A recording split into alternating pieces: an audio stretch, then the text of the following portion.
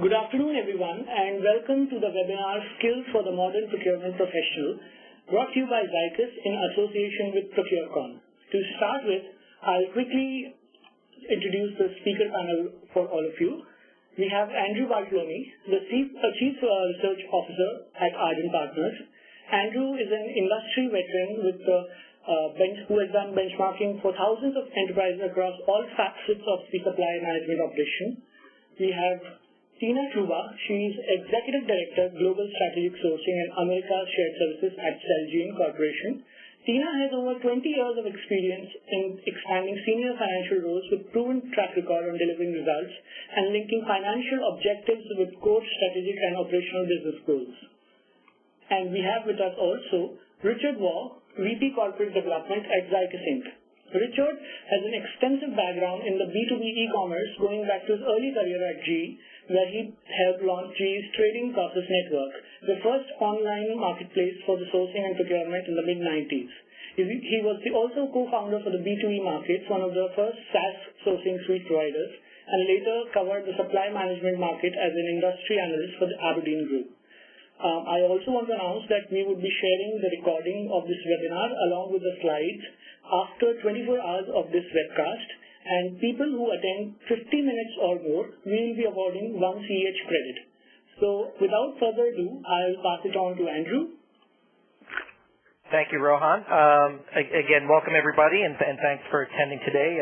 What we're going to be talking about is subject that's near and dear to my heart, and I think my co-presenters as well, skills for the modern procurement professional. We're going to walk you through a series of slides. We're going to have some fun with some polling, and those of you all as well see the Q&A tabs to the right of your screen. If you have a question and you'd like to ask it, type it in as you think of it, and we're saved the last part of the presentation to answer your questions. So before I start diving in, so I'm Andrew Bartolome. I'm the Chief Research Officer at Ardent Partners. We're a research and advisory firm focused on supply management. We do research really across all aspects of supply management, so the source-to-settle process, the solutions, strategies, processes, and the ways that organizations within procurement and finance organize themselves and really focus on what are those things that really drive best-in-class performance. For those of you that find today's presentation of interest, and in fact actually today's presentation is based on a series that we published on CPO Rising, which is our media site focused on topics that matter to Chief Procurement Officers and other procurement and supply management executives. So we invite you to visit that site. So what I'm going to walk you through before passing it off to Richard and Tina is to give you a little bit of a background, right? So why are skills within the procurement department, and why are the skill sets that each procurement professional has so important in ultimately delivering the results, meeting objectives that the larger organization has?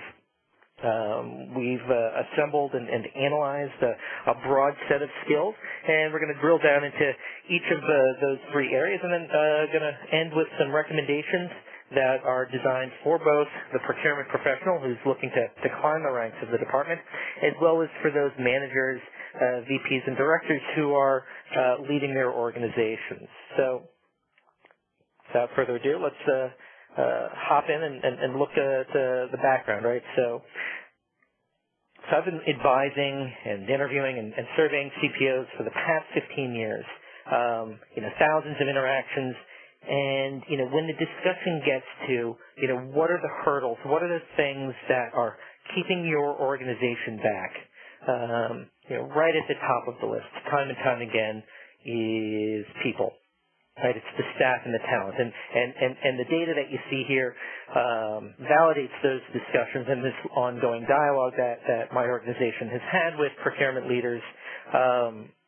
This is drawn from a research study we did earlier this year, about 270 CPOs and other procurement executives. Question asked is, what's your top challenge in 2014? And, what we see here is, getting the right mix of people into procurement and getting the right blend of talent as well. Almost 60% have that as their top challenge. So I think, doing the most with what you have and getting the best return on your available resources, is important, in tough times and good times. I mean, it's basically just smart business. But we see, nonetheless that,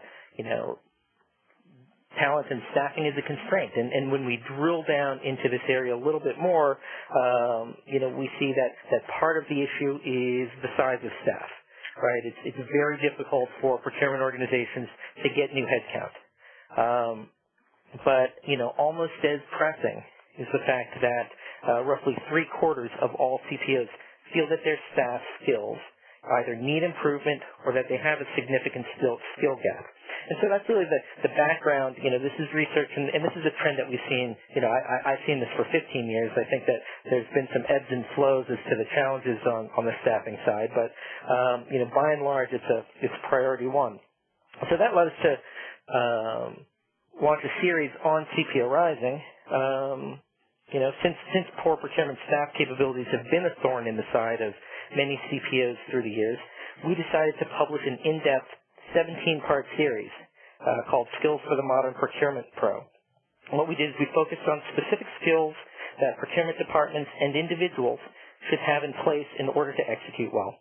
All right, so this included specific procurement areas like transactional procurement and supply risk, as well as more general skill areas like financial analysis and presentation skills. The series was built on our ongoing and long-standing market research, as I just described, and it's designed to both capture what's happening, in the market today, and also to identify and develop strategies and approaches that organizations can use to improve and accelerate results tomorrow. So, by completing the series, what we ultimately end up with is, we effectively developed a robust procurement competency matrix. And this is something that we believe can be used to help procurement pros, managers, and CPOs understand and communicate what the required capabilities are for the roles and activities that exist in the procurement department and plan proactively. Right? I would say, right before we dive in, is that it's important to note that while this list is indicative of the skills needed by a typical procurement department today, it was not designed with a specific job role in mind. And while it covers most of the bases, it was not intended to be an all-inclusive list of procurement competencies, but the primary ones. So let's take a look now at the skills. All right, so a competency matrix helps professionals and their managers understand and communicate what the required capabilities are for a specific job role, and thereby help identify, develop, and deploy the people with the right skills into the most suitable positions. Right? These matrices also help organizations and individuals understand where current gaps exist between the needs of a position and the person in its place. And so the skills presented here, as I noted, they don't map to a specific job role, but rather when taken in aggregate, they represent what we believe are the key skills that should be available within and across the procurement department. And so, we're covering 14 different skills. And so that's a lot of ground for a relatively short amount of time. I can certainly go back and reference CPO Rising where we spend, we go in depth into each of these skill areas. But what I've done today is organize the skills into 3 distinct buckets and then drill down into a sampling of each of those buckets. All right, so let's start with sourcing, right? And I don't think, for everyone on this call today, right, procurement professionals, long-standing, careers in procurement, I don't need to explain the importance of sourcing and, how it plays within the larger organization and how it drives results, right? I think it's pretty clear that, sourcing is a very key component of what procurement organizations deliver from a savings standpoint, from a quality standpoint, from an earnings from an influence standpoint, absolutely vital to the organization. And so the 4 skills in this area that we looked at were the sourcing process, right? So how capable are procurement staff in actually going through a sourcing process? Category management, right? How good are they at managing categories? How good are they at understanding supply markets and really picking up on trends and moving and following contracts and sourcing decisions to the highest value suppliers?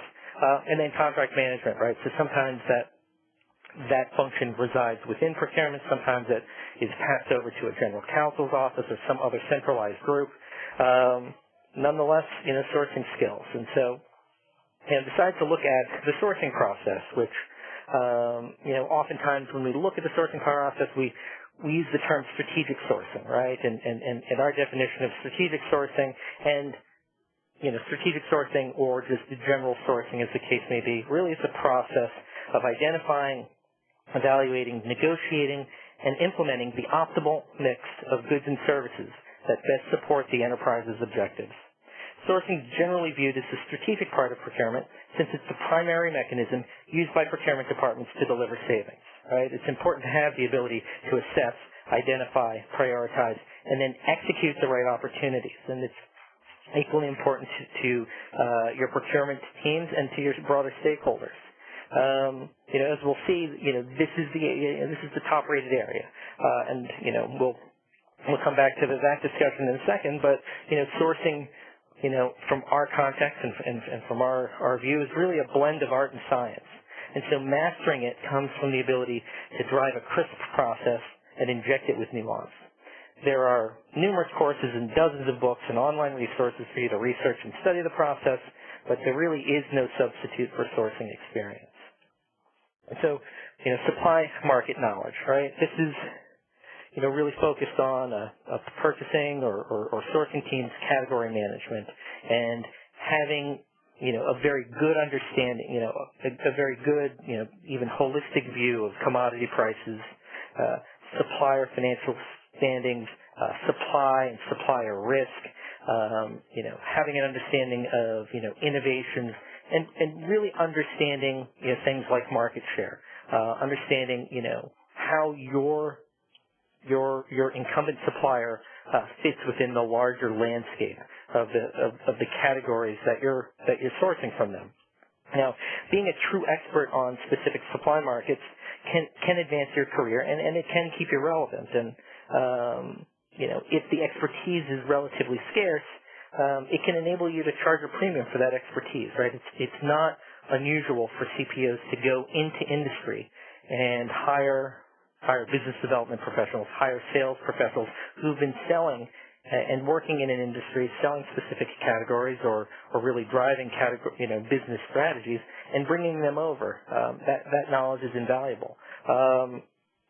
Fortunately, though, the wide availability of information on the commercial internet has made it much easier for procurement professionals to develop a basic level of supply market knowledge, much less ensure that suppliers aren't in the headlines for any dubious or unethical or legal activity, right? So supply market knowledge. And so as part of this process, what we had done a few years ago was actually survey different CPOs and ask them to put the different skill sets on a scale of 1 to 5, where 1 is, very poor, absolutely unsatisfactory. 2 is satisfactory. 3 is fair.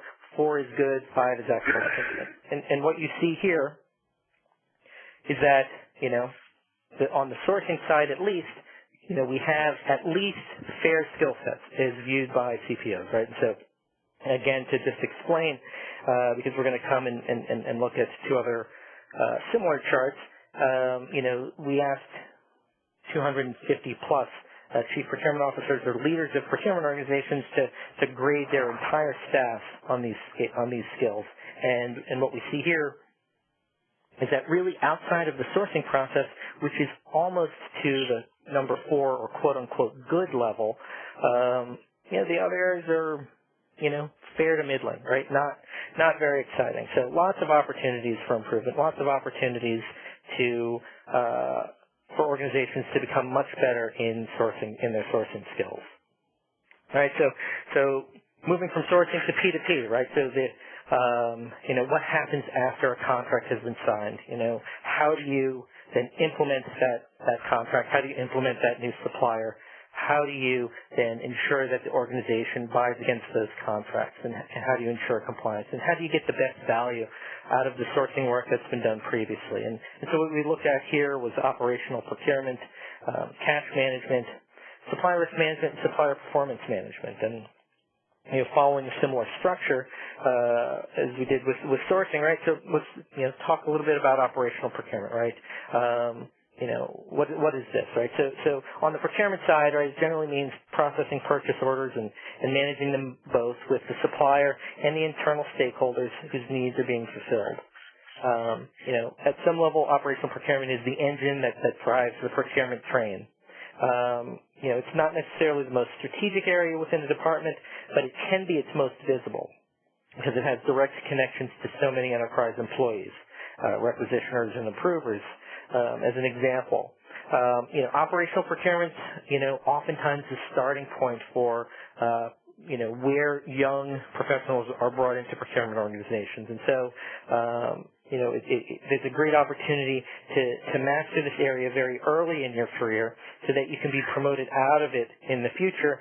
And I think when you look at it from the procurement executive level, it's important to understand this process to ensure that process efficiencies and compliance rates are maximized, that you're actually delivering what it is that you've committed to. Despite the fact that CPOs gave it a fairly average score, operational procurement skills were the second highest rated in the series. So let's look at another skill now, right? So cash management. So not necessarily a skill that's always front and center for procurement organizations, but nonetheless, I'd say you go back to late 2008, 2009, 2010, with the Great Recession, global financial crisis, liquidity became extremely important. And CFOs and treasurers of large enterprises, as well as small and mid-market organizations, really placed the premium on having access to cash. The credit markets are certainly kinder today, particularly for large enterprises. But what the stress did at that point in time was really got procurement and finance working much closer together in areas around P2P, right? So when you think of cash management, procurement can impact it in many ways, and some of those ways don't hit the general ledger, but really do nonetheless have very significant financial impact. Some of them do hit the general ledger, right? So it was not unusual for procurement organizations in 2008, 2009 to go back to suppliers and attempt to renegotiate payment terms on contracts or to set new payment terms more broadly. You look at other areas where procurement can impact cash. It's demand management. I mean, obviously, it's through implemented savings and driving your own efficiencies within your departments and coming in under budget. But within the broader scheme of organizations and what they are focused on, it becomes if not a central piece, an important piece of the overall P2P pie.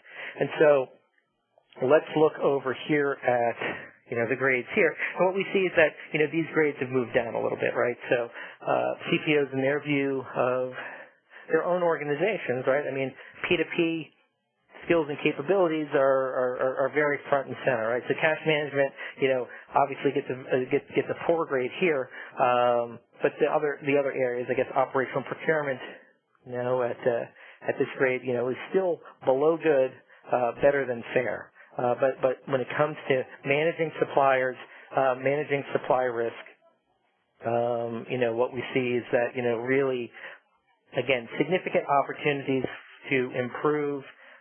Significant opportunities to get better engaged with suppliers, have a better understanding of what it is they're doing for your organization, where potential risks are, so that you can make smarter and more informed decisions going forward. So, started with those first two areas, which are the skills that map to the traditional sourcing and procurement processes.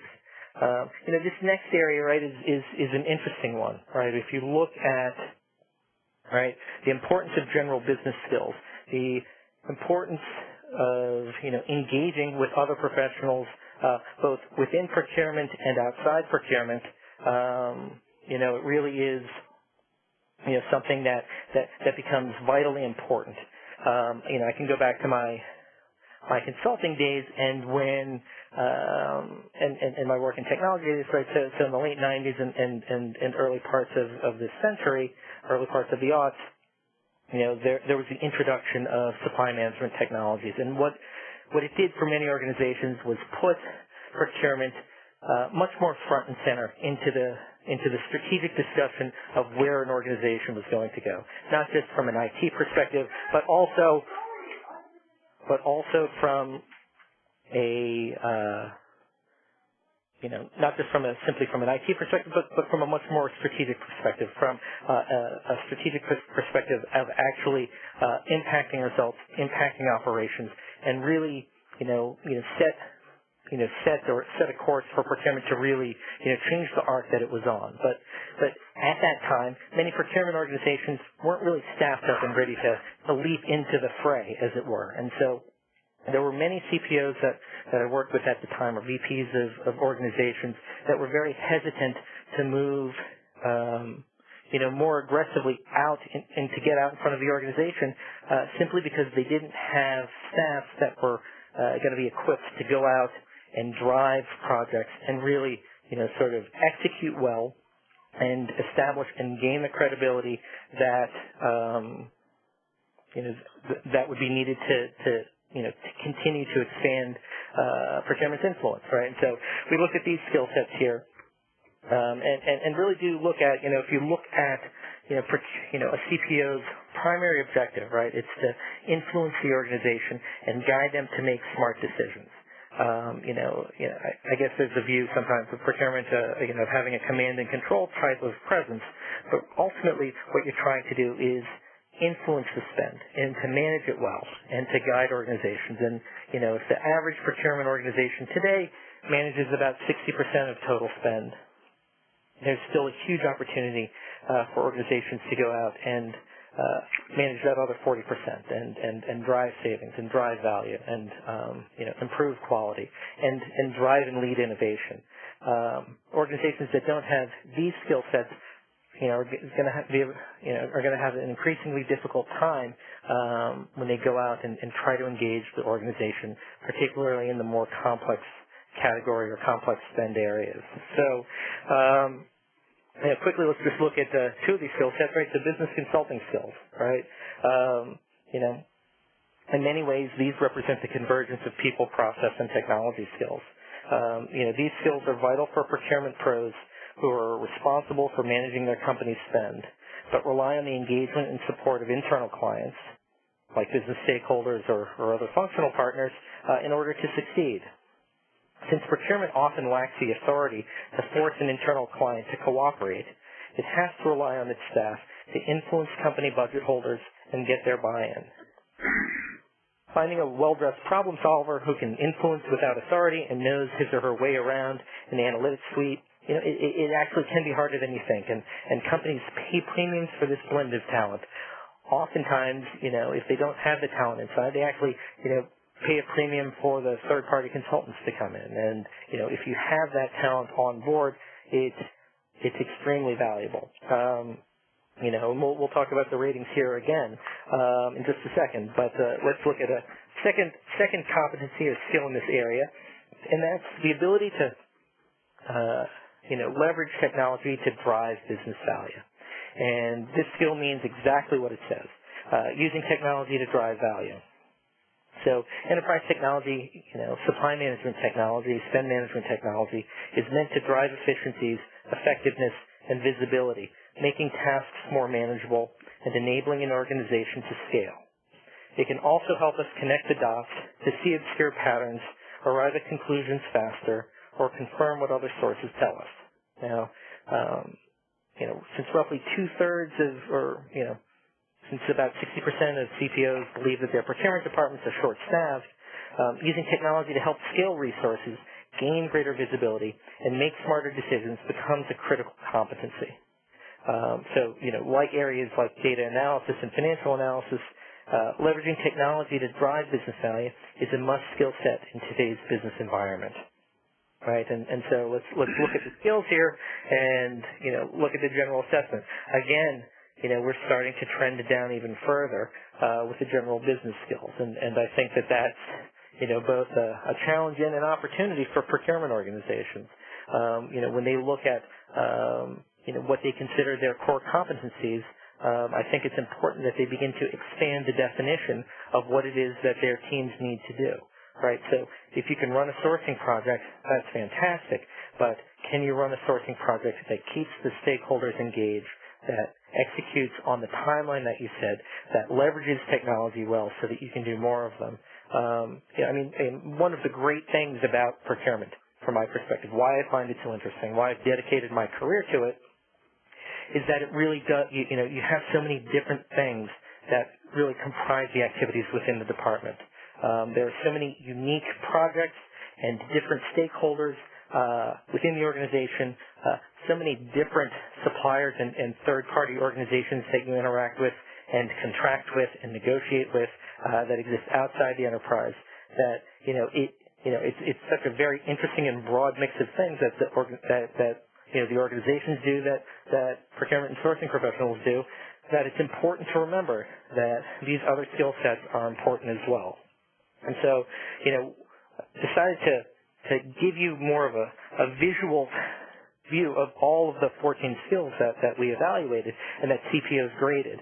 And, again, the big takeaway is that for all of the skills, and you'll have your own opinions on the relative importance of these skills, but I would say that from our perspective, they're all important.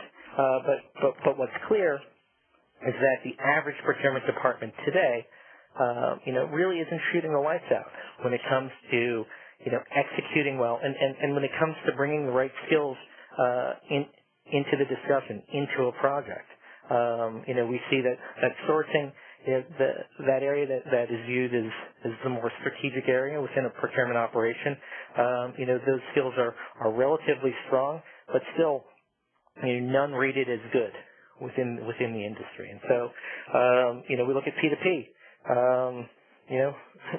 really lagging, as is business consulting. I mean, it's, you can take the glass half full, you can take the glass half empty, but what it really does say is that there's still extraordinary opportunities for procurement as a function and for the professionals in this industry to advance their departments, to advance their own careers forward by a significant degree.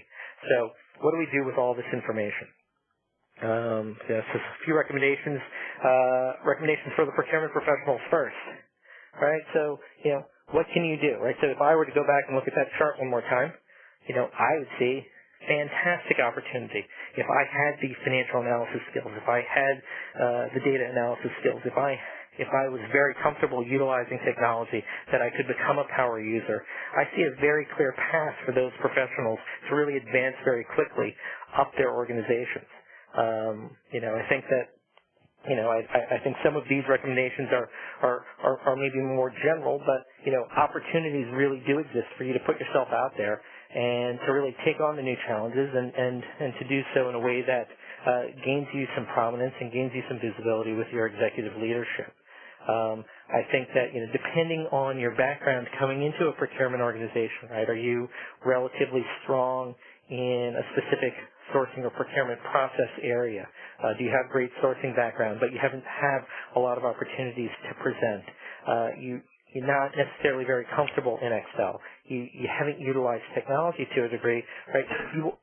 Earlier in your career, you want to expose yourself to the variety of those opportunities, or you want to give yourself a chance to learn, and it's great to learn while on the job, because as you advance, the full toolkit that you bring to bear is going to be very valuable to you within your current organization, and what's more likely, at least for those of you under 50, the next 2 to 7 organizations that you're going to work with before you retire.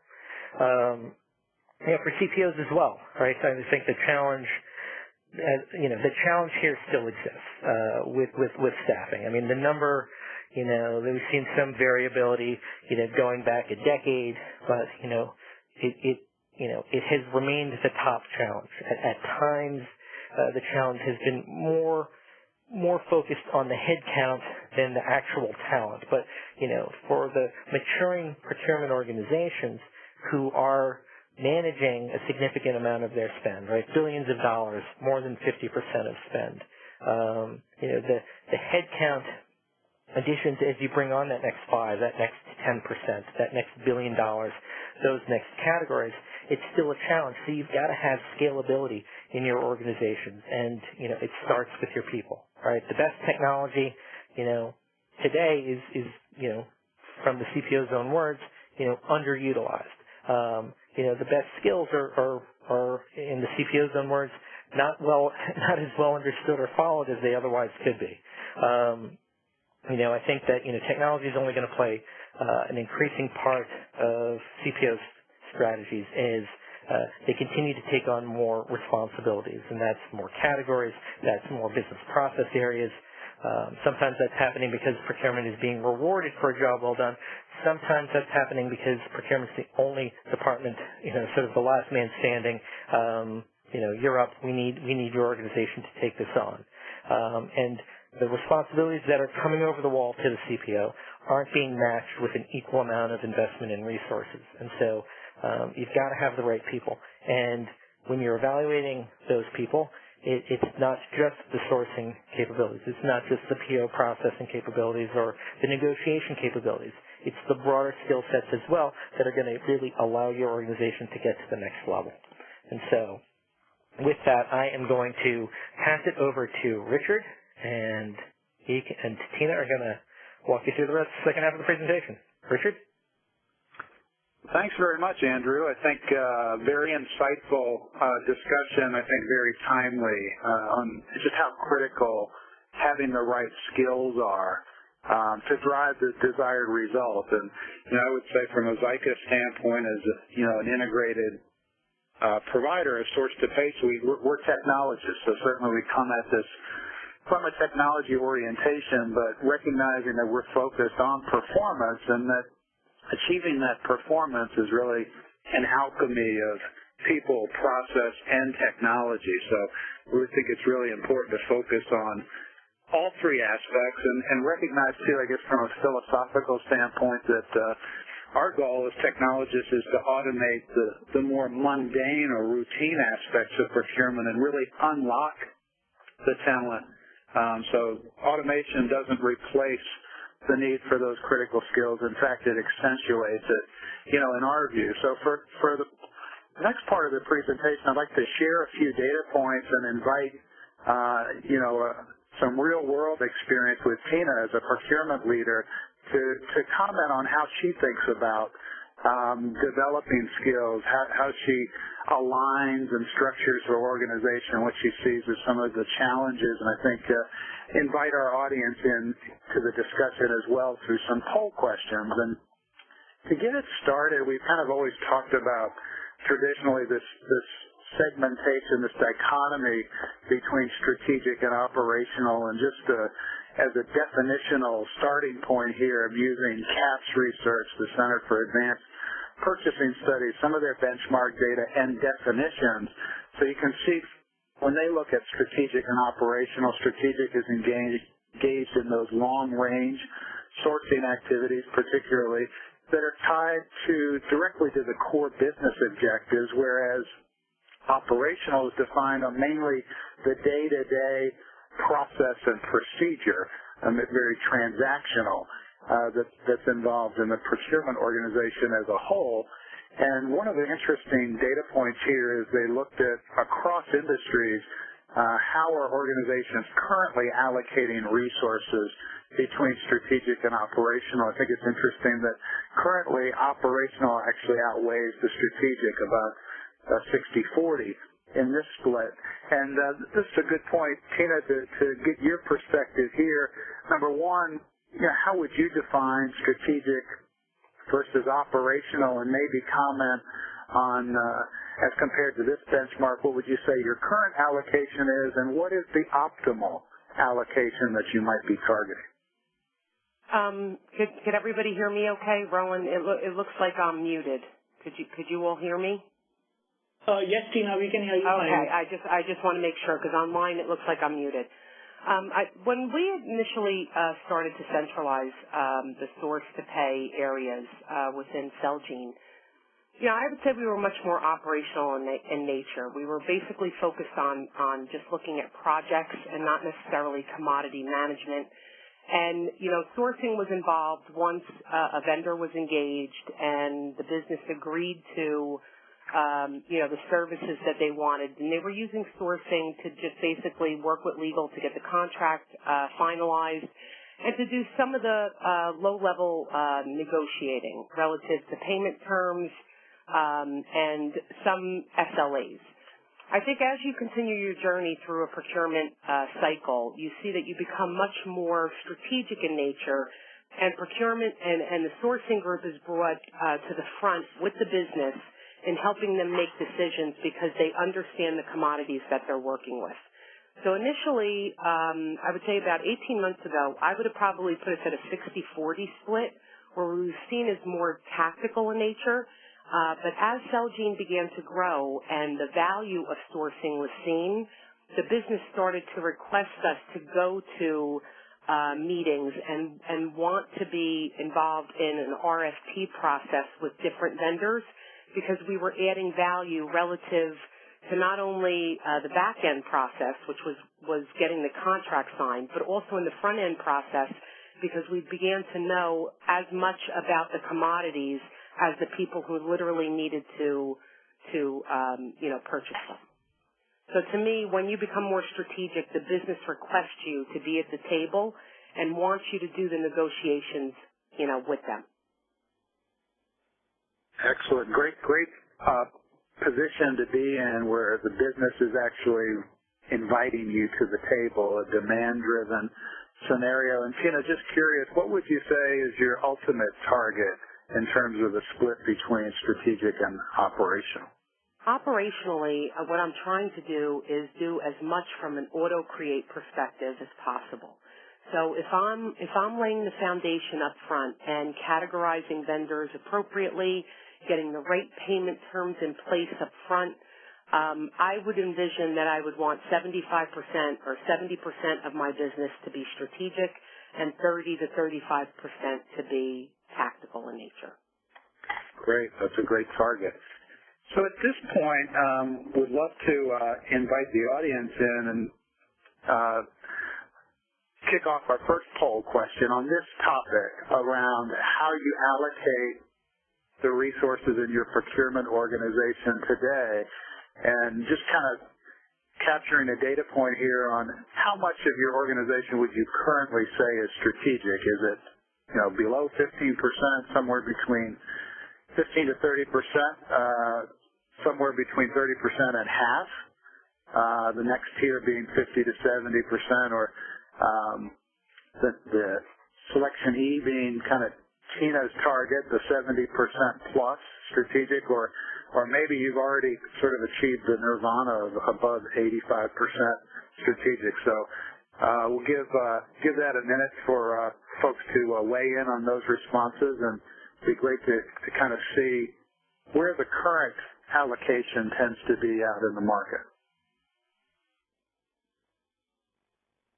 Right. So this is Andrew, right? I mean, I would expect that it really depends on the relative maturity of an organization, what that split is, and also where a procurement organization's leadership starts their focus if they're just beginning a transformation. Do they start on the strategic side? Do they start on the operational side? All right. But let's see. Yeah. So just a few more seconds. Some of the participants are still submitting their responses. So we will kind of open the poll results in 5 seconds.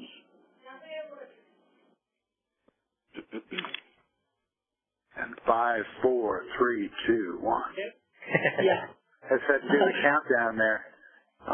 So Andrew and Tina, would love to get your perspective here. Maybe not a big surprise that we see the sort of a normal distribution where most are somewhere in the middle, somewhere between 30 and 70% strategic.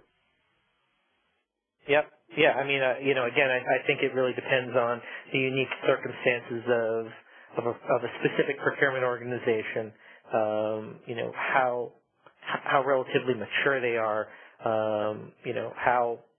How well the operational procurement side is run, and how much of a focus that's been.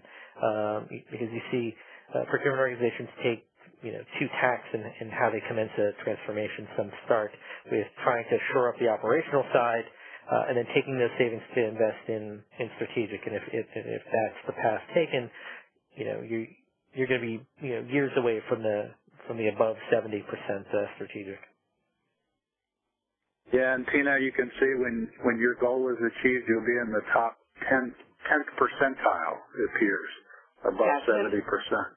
Yes, absolutely. And I completely agree with the assessment that was made. It's absolutely a journey. And what you need to realize is in order to be a mature sourcing organization, you got to go through the developing stage.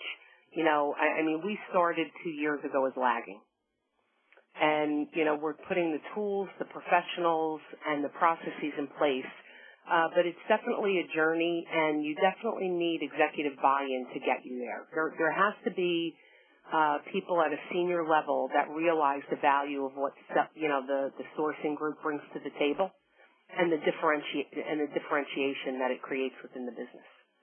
Our company here has done that based on not so much talking about the money that could be saved, but the risk that could be mitigated by bringing in vendors that we don't necessarily want to do business with.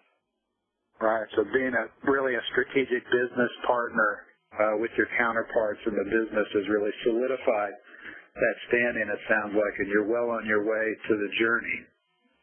Thank you, Tina. And the next topic I'd like to discuss with you a little bit is around talent management, some of the techniques and strategies. So this is some data from the Hackett Group where they look at survey procurement leaders on what areas will they be focusing on from a talent management standpoint. And I won't read them all, but, they include things like developing job profiles and competencies, the performance evaluation process, succession planning, all the even reward programs, all those kind of things. And interesting, too, some of the key takeaways that they've identified here starts with the fact that there's a statement here, there's a real shortage of great procurement talent out there. So, Tina, I'm interested in your reaction, number one, to that statement. Do you agree that it's hard to find people with the right skills and talents that you're looking for to staff out your organization? And also from a talent management standpoint, which of these areas do you focus on in particular? I do agree, depending upon the geography, it determines whether or not talent is readily available. Being located in New Jersey, tri-state area, Celgene's a biopharmaceutical company. We do find good talent in this area because there's a lot of pharmaceutical companies here, and they recognize the need for sourcing, especially with the companies like a Merck and a Novartis and a Pfizer who've gone through some blips in terms of their revenue pipeline.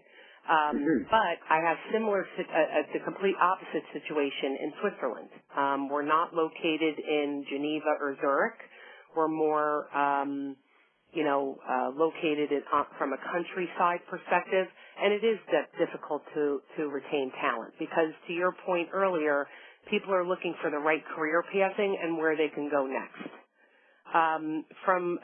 What I focus on is definitely things like, how do I get my individual training and development programs? How do we allow for succession planning and the ability for team members to work within their commodities? So we spend a lot of time recruiting. We spend time, training and putting a certain amount of hours per each professional to be out there at trade shows and industry conferences.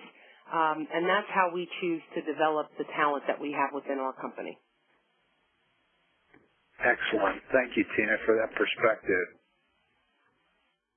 So I mentioned the bias as, a solution provider, Zycus. You knew I was going to talk about technology as part of the overall mix of the strategies and how that meshes with the critical skills and the organizational talent. And one of the things that we did our own study. We call it the Pulse of Procurement, published earlier this year, in which we surveyed over 300 different companies globally, procurement leaders. And looked at where they had already kind of placed bets from a technology standpoint, and also asked them where they plan to invest in the near future. And that was kind of interesting as we look across the source-to-pay process. Certainly, there had been significant investment historically in enablers like spend analytics to really get a better understanding on spending patterns and really be able to identify better opportunities for savings, tools like sourcing and contract management to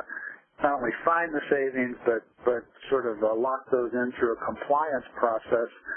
Those kind of things continue, but what was interesting to us as well when we asked people where they plan to invest in the near term in the coming 12 months, there was a lot of focus around process and performance management and improvement, things like both measuring and improving processes from a supplier performance standpoint as well as internal procurement performance. And a couple questions, Tina, for you. Number one, what do you think is driving this as kind of a greater focus around improving process and performance both for the procurement organization and the supply base? And number two, at Celgene as the procurement leader there, how have you sequenced your technology transformation as part of the overall journey that you mentioned? Well, I think when you plan to invest in supplier management and procurement processes, the key is really bringing on the strategic vendors that you want to work with. And the easier you make that process between the two companies, you could absolutely drive more value to the business because it's easier to do business. In addition, anything from a performance management perspective where you could show the value of what you've done, whether that's executive dashboarding and benchmarking, that's really what enables you to get at that senior leadership level and have dialogues around what the company's doing. Also, more strategically, when you're looking at supplier management, it's really those quarterly business reviews and the touch points with your vendors about what's working and what is working and what isn't working that enables you to foster a business relationship that's more strategic in the long term. What we did at Celgene, I would completely agree with what the first chart says in terms of already invested. You always look at your back-end process around procure to pay and what you could potentially do there to improve it from an administrative perspective. And then, of course, it's being able to understand how you're spending your money in order to, align your organization around the right commodities to drive the most savings. What we tried to do at Celgene was we tried to go after low-hanging fruit, whether that was in the travel commodity or in office supplies, to try to make some significant savings that allowed us to invest in the more strategic programs without asking for additional dollars. So, that's basically how we approached it over the past, I would say, year and a half as we've continued down the journey of becoming more strategic to the business. Oh, great. Sounds like being able to make these initiatives self-funding and be able to get the acknowledgement for the profit contribution that you're making to the business as well. Absolutely, and making executives understand what you're delivering. I always look at these are things. I mean, it's not as sexy as selling product and driving revenue to the company, but it's certainly just as important. And if your revenue generation's on one arm, your contracting and your buying power's on the other. And when they're both working optimally, that delivers the most to the bottom line of the company. Great. Come at it from both the top and bottom line. Absolutely. So at this point, I'd like to invite our audience once again, while we're on the topic of which technologies are kind of at the forefront here, to weigh in on, which from this list, as we look at source to pay, do you plan to invest in the coming 12 months? Is it spend analytics, contract management, e-sourcing, supplier management, maybe how you measure the overall procurement process and performance management, or operational procurement, procure to pay? So just interested in getting a quick temperature here from the audience as you weigh in on what are the hot buttons for you? Which one do you really focus on from a technology investment standpoint in the near term? So prognostications, Andrew?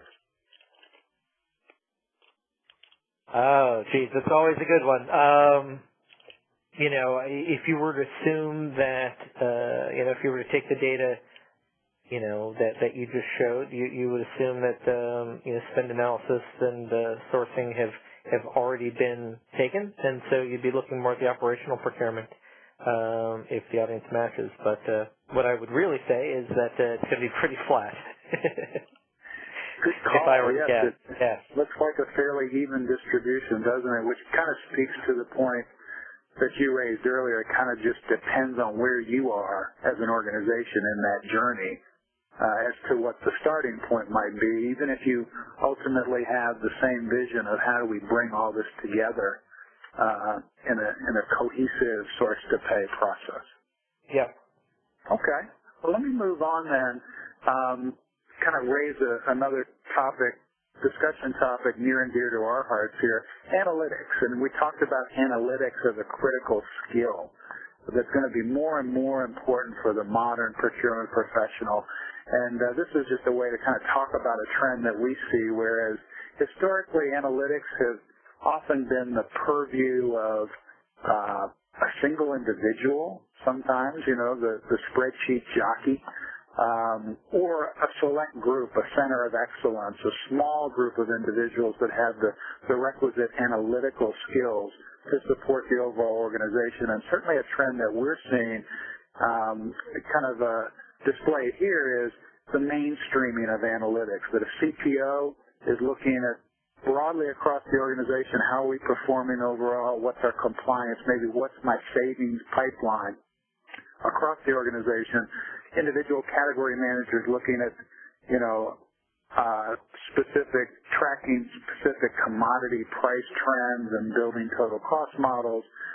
An example here for a supplier manager with scorecards, or a system admin looking at how is technology what's the user adoption or throughput.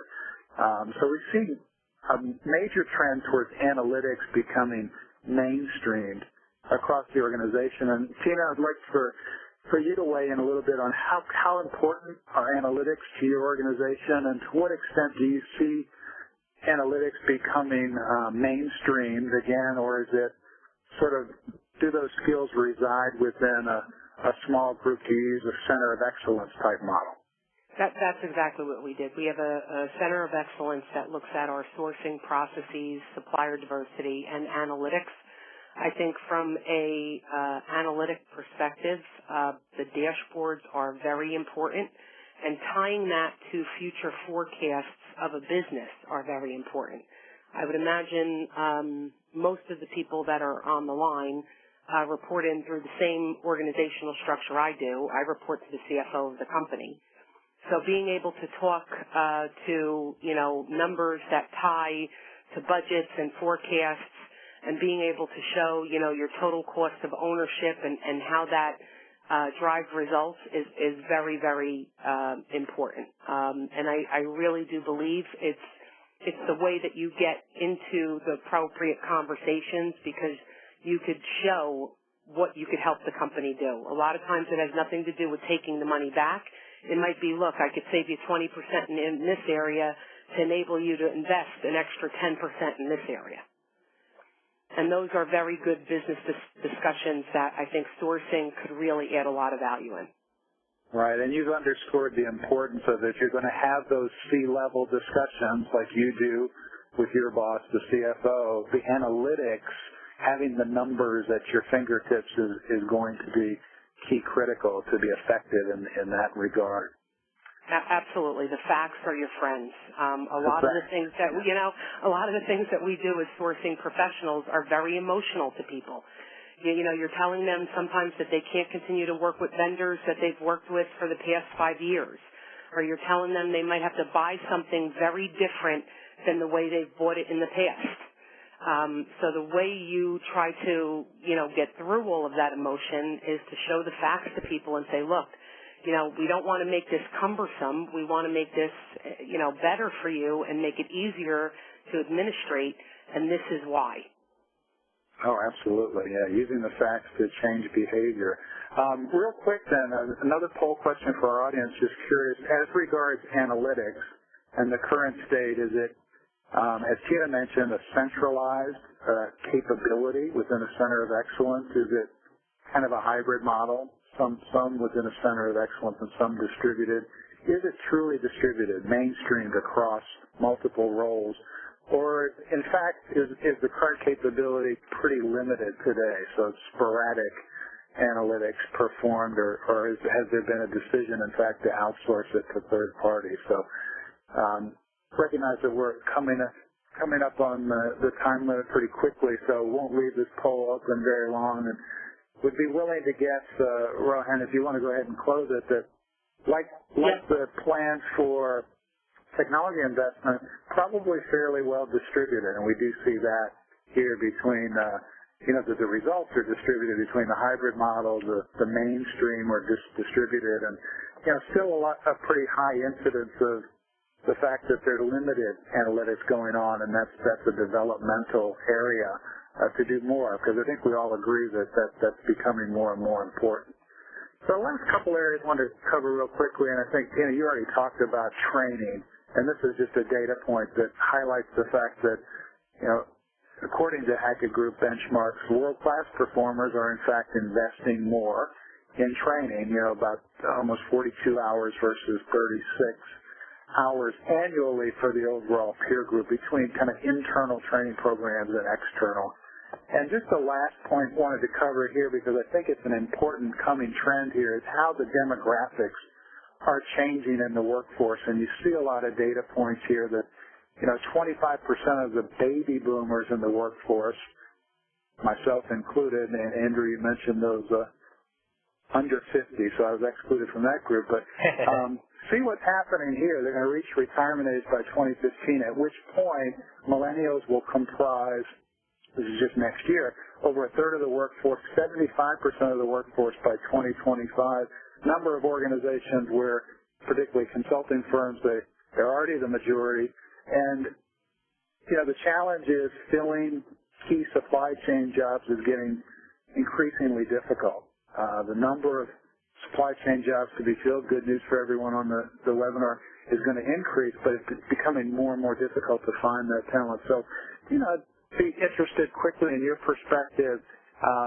As the workforce demographics change with the influx of millennials, what are some of the challenges, the opportunities, and do you have to manage that changing workforce differently? I do think you need to manage it differently. The millennials want to be out in front. They want to be with the business. They want to feel that they're working projects and getting value from that and gratification right away. Going back about 10 years ago, people would go into a purchasing operation job, learn that, and then move out to strategic sourcing. I just feel now with the age of the technology and what people learn just by doing research online, the millennials want things that are much more, involved with the business because they actually have the information at their fingertips in ways that we didn't see 10 years ago. Absolutely. It's an exciting time, and certainly as a technology provider, one of the encouraging trends is just how adept the new entrants to the workforce are and how comfortable they are with technology. So I think that bodes well for the future. So just in closing, I want to mention we have a follow-up session. We call it Zycus Connect, but please register there. You'll have a chance to kind of see some of these new technologies, new tools, analytical tools, for example, that are embedded throughout the source-to-pay suite, and how the skills align with the technologies and tools. This is the lineup of tools that covers the gamut of source-to-pay. And again, technology without people and process, people being the focus of our discussion today, won't deliver the desired results. It's all of those things acting in concert. And, to that end, wanted to mention real quickly here at the close, we actually put together an annual best practices conference of procurement best practices called Horizon. It's held in November, and everyone who attends the webinar today gets a special offer if that's something that's of interest to you. And Rohan, I'll just turn it back to you for close. I know we really wanted to get to a number of audience questions today. I think we just had such a rich topic to cover, and definitely wanted to get the insights from a real-life procurement leader. Tina, thank you very much for your perspective as the procurement lead at Celgene. I think very valuable insights, as well as Andrew with his research for everyone to take home today. Great. Thank you. Thank you, Tina. Thank you, Richard and Andrew, for joining in. And thank you to all the attendees for being part of this webcast. I will surely email all the slide decks and the recordings after 24 hours. And the attendees who attend the 50 minutes or more, the session will be awarding the CH credits to you. So thanks again. Thank you so much to everyone. Thank you. Bye-bye, everybody.